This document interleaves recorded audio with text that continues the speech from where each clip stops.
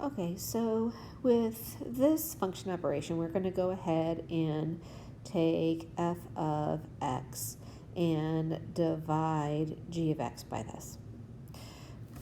Now, when I'm doing this, you're going to get one complex fraction with f of x in the numerator, which is 1 over x plus 2,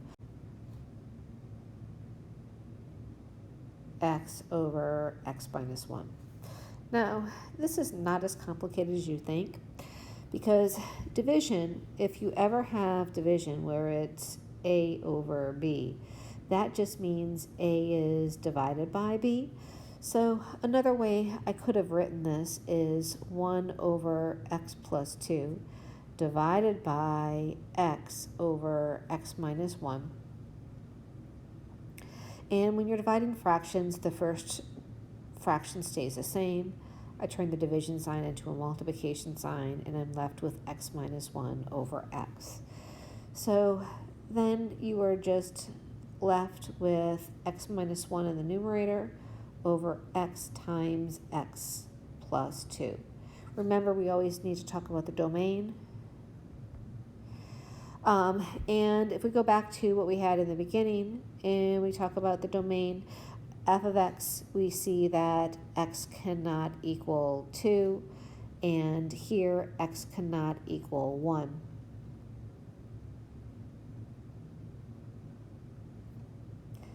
Now, because of what we have in this fraction, we need to hold true the original domain of g of x, and we need to exclude the original domain of f of x as well. So those two are not allowed. As well as, additionally, in here, x cannot equal 0. So I add those three together, and I need to make sure that I have all of those excluded from the domain. Now we just need to write this in interval notation and make sure we need to write this in interval notation and exclude all of those values that I have here, here, and here for x. So my domain goes everywhere starting from negative infinity up to 0, excluding 0, then back again from 0 to 1, excluding 1, then from 1 to 2, and back again from 2 to infinity. Now, there's one more thing that we need to talk about, and that with functions, and that has to do with function composition.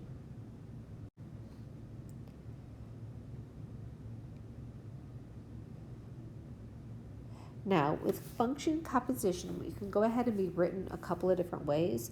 One of them would be f of g of x, or another way you can write the same thing is f of g of x inside. Both of those two mean exactly the same thing. So if I go ahead and start off with, let's say, just have a small table of values, I want to go ahead and find f of g of 1. What this means is that you start in the inside at g of 1. Now remember, 1 is my x value. So what this is saying is that when x is 1, what is the output of g? And that output of g is 3. So g of 1 is equal to 3. You take that, and now I'm saying, all right, well, what now is f of 3? Because what happens is the output of g of x becomes the input of f of x. So now I'm going to go ahead and go over to the value. Well, all right, again, this is my x value. My input is 3. My output for f of x is equal to 1. So that would be the answer for that. If you have more than one function, meaning that, let's say I had f of g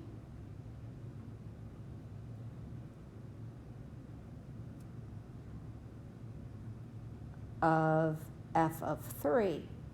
That just means we're going to have this nested function several different times. So the first thing we want to do is find out what f of 3 is. Now, f of 3, that means that the input is 3. The input is 3. The output is 1. So that means that f of 3 is equal to 1.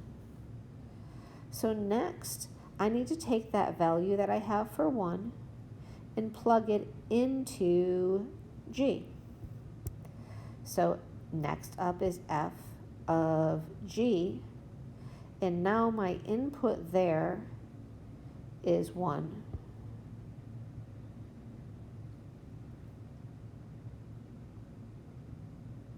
We did this before. Same thing that we had here. G of 1 is equal to 3.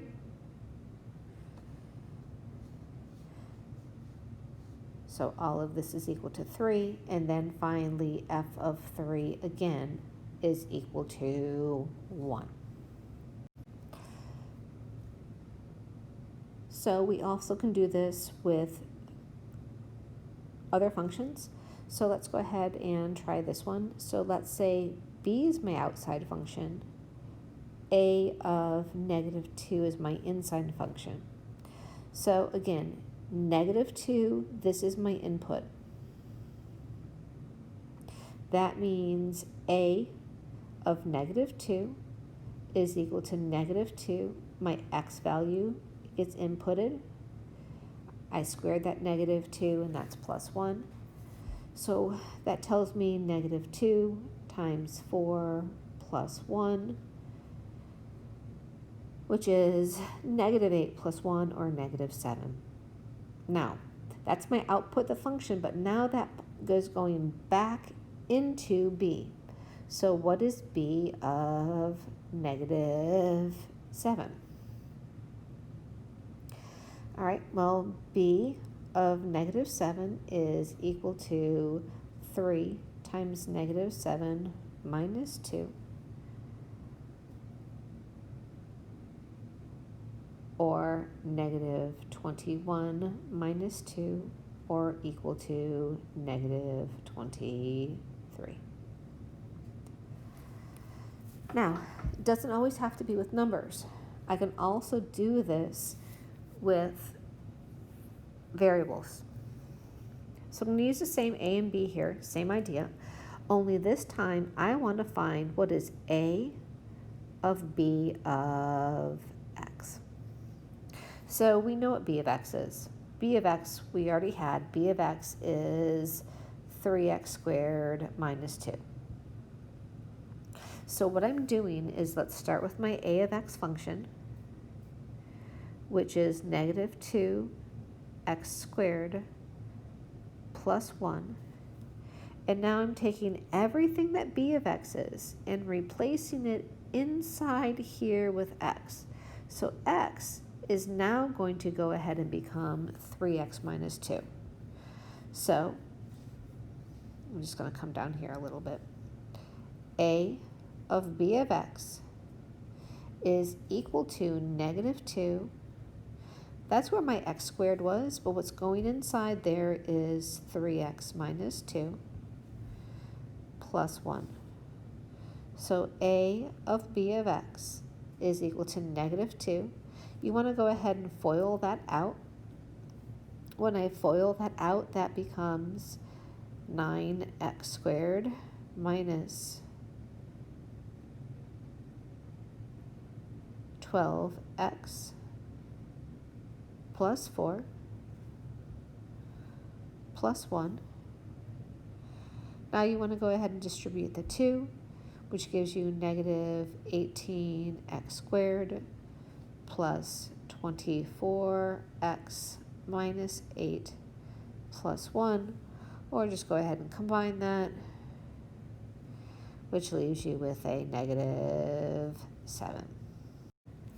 The last thing we're going to talk about how to do this is function decomposition, which is going backwards.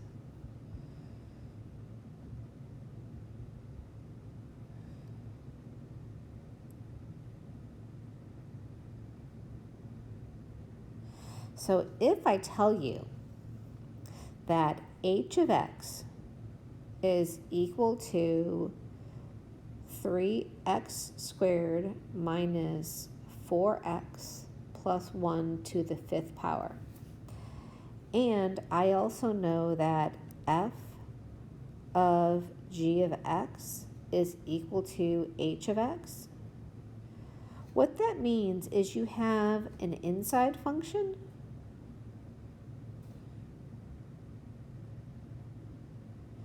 and you have the outside function, which is your f of x.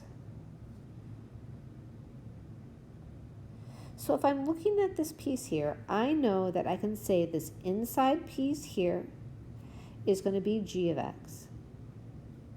So g of x would equal 3x squared minus 4x plus 1.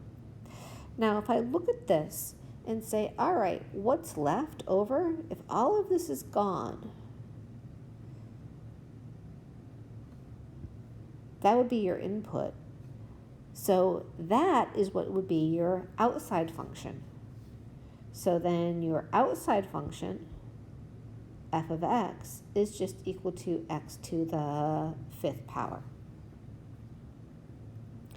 So let's do another one. If h of x is equal to the cubed root of x squared plus 1, this would be your inside function.